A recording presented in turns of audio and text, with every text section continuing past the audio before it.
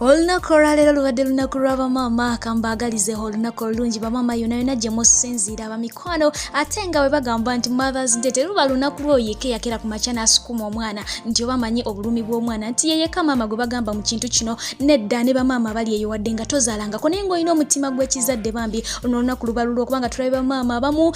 nga munnange bagenda maaso kubanga tebalabirira abaana babajja baabwe nga tebabayisizza bubi n'akamu n'akatono ddala nga babaagalira ddala oyo abamaama w'amaanyi ddala nga bw'okiwulira tulabye abaana bamaama bamu nga alabirira omwana wa muganda we alabirira omwana gw'atayinaako luganda wadde ekika oyo abamaama w'amaanyi nnyo ddala ate nga namwe bataata abasinzira eyo nayona nembeera nga mulaga bamaama omukwano nga temubajjuza mubafaako byansusso nammwe mwebale nnyo mwebalire ddala yes mu ddakiika eno mbaanirizaako okufifijjera nga ngenda tutandikira ku mwana mulenzi oyo gw'okubako amaaso yamanyiddwa nga Derek Ssebunnyange era ono mutabani w'omukulu amanyiddwa nga Mesa Kisemakula ffenna gwe tumanyi obulungi kigambibwa nti mwana mulenzi oyo yes wiiki eno gye tugenda okubanga ate tufuluma olunaku olwaliro bagye tufulumye yagenze mu maaso okubanga ate asiibulwa mu ddwaliro gy'abadde amaze ennaku nnya eziwererako ddala bwe zityo nga kigambibwa nti oyo yafuna akabenje nga ava wali ku Papa's Sport bwe ngamba Papa's Sport ogitegeera ddala bulungi eyo sport ya kitaawe Mesa Kisemakulu ono mwennyini kigambibwa nti agenda mu maaso okubanga ate akakalabya emirimu awo mpolampola ne taatawe kumuyambayambako wano ne wali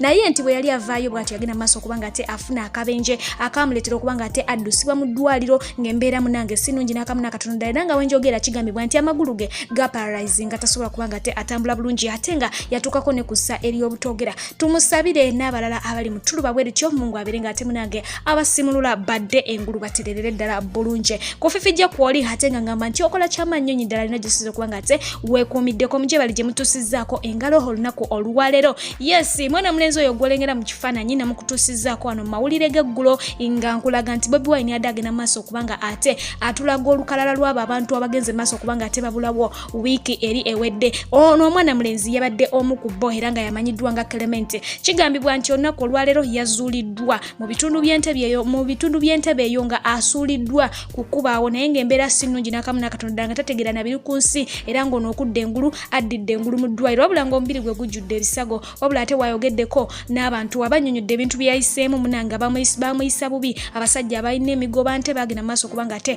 bamuwamba n'emmundu nga tebambadde uniform ne bamutwala ne bamucunya era nga kigambibwa nti bamubuuza ebibuuzo nti lwaki awagira Bobi Wine lwaki akolagana ne Bobi Wine ono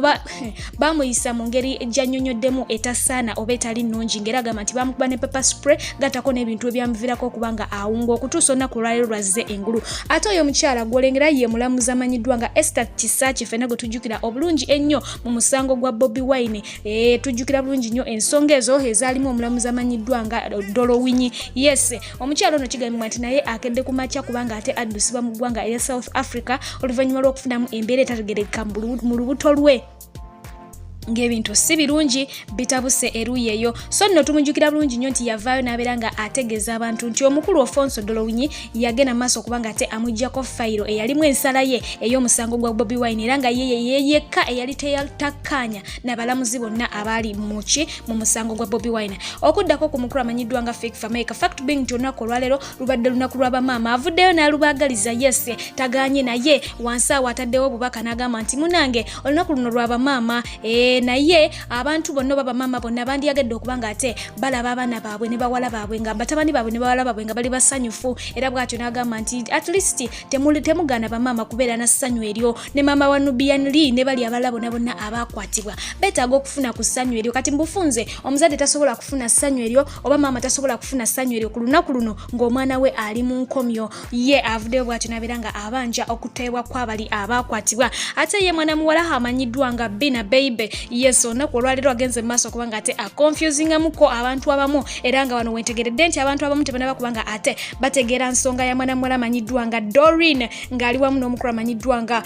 DJ Jacob Omutuuze gye buvuddeko ababiri bano bagenda mu maaso okubanga ate basharinga ekifaananyi kino ekiraga nti bali mu muhabbatina guli gwennyini oguwedde emirimu era nga kiraga nti bagumazeemu ebbanga eriwera mwana muwala amanyiddwa nga Bina Baby avuddeyo olunaku olwaleero fact being nti lunaku lwa bamaama ye n'apostinga ekifaananyi kya DJ Jacob Omutuuze mutuze ngali wamu ne mwana mwala ono Doreen. Yes, n'ategeeza nti luno olunaku lusaana kugamba lusaana okubanga yaluwaddeyo okubanga ayozayoza bamaama abo ab'ensusso ba step mother kubanga munange tebiba byangu. Abangi ne balabika nga bali confused ne beebuuza Doreen ye step mother wa DJ Jacobo. Nedda, wabula abadde ategeeza nti Doreen yasalawo abeere ne DJ Jacobo mutuze ate n'afuuka mama wa Melissa. Tukimanyi nti DJ Jacobo mutuze ayina omwana gwe tumanyi obulungi ennyo akuliridde mukawa akatonotono amanyiddwa nga Melissa. Kati abadde ategeeza nti olunaku luno ye asazeewo acelebrating mukwano gwe Doreen eyewaayo okubanga ate afuuka mama omulungi mama wa Melissa. Okitegeera embeera yo bweti weefaanako. Weewaawo nga basinga obungi babadde tebakimanyi nti DJ Jacobo n'omwana mwalo no Doreen bagenda mu maaso okubanga ate beeswa mpata.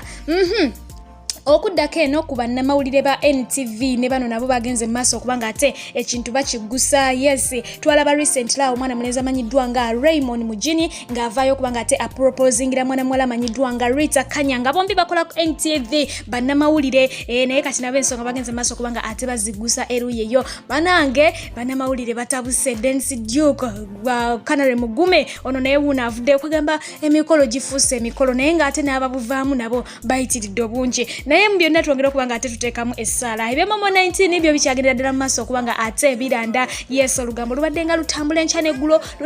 n'eggulo ababiri bano bavaayo okukolako ne ku interview nga batulaga nti tewali kigenda mu maaso embeera eri very very okay. Naye nga bomanyi nti bo bannansi kasa bategeera ekintu basigala babalula okutuusa muvaayo mwe bennyini ne mukola ki ne mutaaja amazima. Tubadde tuli awo MOMO19 n'avaayo nga ateekawo akantu awo ng'agamba yes I'm single ate wali waggulu na caption ng'agamba nti no doubt ndi awo sirika agamba ate tekyaliko kubusabusa. Kati nno bavuddeyo abamusekeredde abamunakuwaliddeko nabo ne bagenda mu maaso okubanga ate bamunakuwalirako. Abamukalakase ne bamukalakata nti yagaba enswa za bbanga basinzira ku luyimba balwe yakasembayo okubanga ate akola ng'agamba nti omukyala yagenda mu maaso okubanga ate agaba enswa ze. Embeera yo bwetyo bweyimiridde mu nsiike y'omukwano naye nga tebiri bulungi okutwaliza awamu omukwano gwongedde okubanga ate gwongera okusajjuka. Mulaini yemwe y'omukwano tunajjukira bungi nnyo nti Nina Rose ne Daddy Andre nabyo byamaliriza bigweredde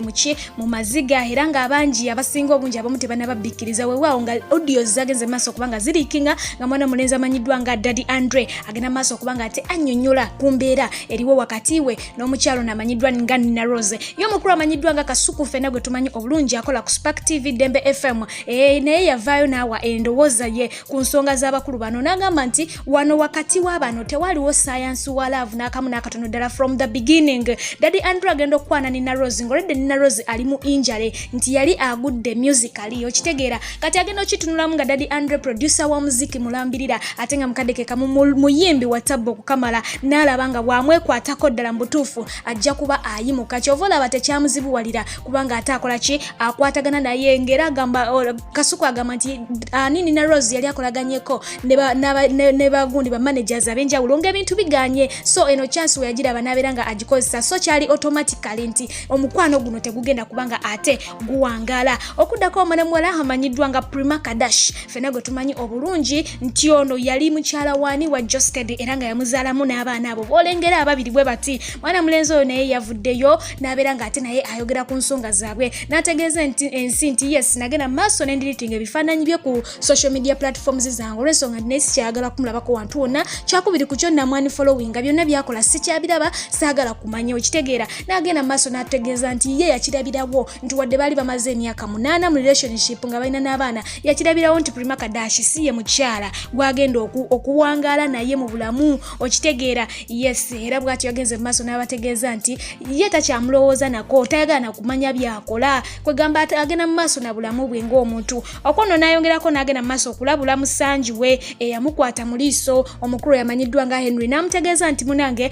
bino si bya lutalo nkimanyi tonjagala ate nga wantwalira omukazi naye mu byonna kye nnyinza okutegeeza nti nze nkulaba oteekawo embeera etali nnungi olw'ensonga nti ne woobeera ku Galaxy FM nga oli mu program yo tokuba muziki gwange ekitegeeza nti olagira ddala nti tonjagala naye bw'obeera gwe okuba omuziki gwa musanjuwo oba togukuba kyekibuuzo kye nnyinza okubuuza. Eyo y'emu ku mboozi egenze mu maaso kubanga ate etambula mu wiikendi eno bwetyo osobola okuba nga tetufundikira wiikendi olunaku olwaleero kansubire nti muli malidaadi sana abalungi abagala najje musinziira kwatana bakuba nga osubscribinga ku channel yaffe subscribe ate nga teweerabira nti abakulu aba Jokam Logistics bagenda maaso okuba nga tebakutuusaako ebyamaguzi ebyo byonna okuva mu mawanga ag'enjawulo ng'akalanga ako wogenda maaso okuba nga ate okawulira beekwate togenda kuba nga ate wejjusa mukwano. Mami Martha Jovita, thank you so much for everything. You be blessed bantu bange musule bulungi mbagala nnyo mweraba. Abakyala n'abaami aba Jokam Logistics and Tours International bakikukoledde anti bano bakutuusako emigugu gyo okuva mu ggwanga erya Turkey okutuukira ddala wano mu ggwanga erya Uganda. Oli musuubuzi odiringira mu ngoye z'abakyala z'abaami oba z'abaana omuli ensawo, engatto, abaya ne shaliya, suuti, saati, t-shirts wamu n'enkofiira babikutuusako ku bbeeyi ensaamusaamu ate mu budde bakubire ku nnamba z'essimu +9053 597 368 oba +256 708 basange ku offices zaabwe ezisangibwa wali mu kibuga Kampala ku New Taxi Park Building room number 689 Namirembe Road. Beba Jokam Logistics and Tours International okukuwonya abafere.